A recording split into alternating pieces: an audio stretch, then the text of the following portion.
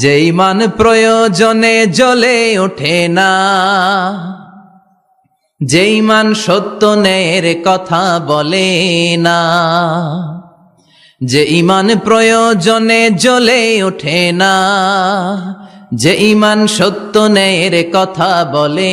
না, যে ইমান বাস্তবে নাই, যে ইমান অন্তরে নাই, মুখে শুধু ফাঁকা বলি, কি করে তারে বলো ইমানে বলি, কি করে তারে বলো ইমানে বলি, কি করে তারে বলো ইমানে বলি, ঠিক কিনা?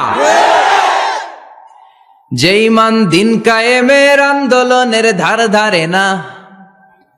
যে ইমান পোশাকধারী কোরআন হাদিস তাও পড়ে না, যে ইমান খাজার নামে মাজার গড়ে ফুলুস কামায়, আছে আছে, এগুলোর সাথে আমাদের কোনো সম্পর্ক না। কবরে পড়ে থাকা ব্যক্তির কাছে কিছু চাওয়া যাবে না, চাইতে হবে একজনের কাছে, তিনি কে? আল্লাহ।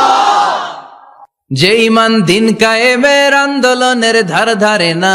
যে ইমান লেবাসধারী কোরআন হাদিস তাও পড়ে না,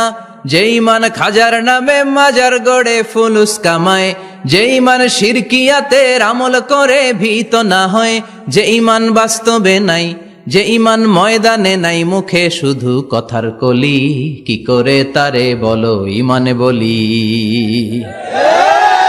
কি করে তারে বলো ইমানে বলি, কি করে তারে বলো ইমানে বলি, ঠিক কিনা?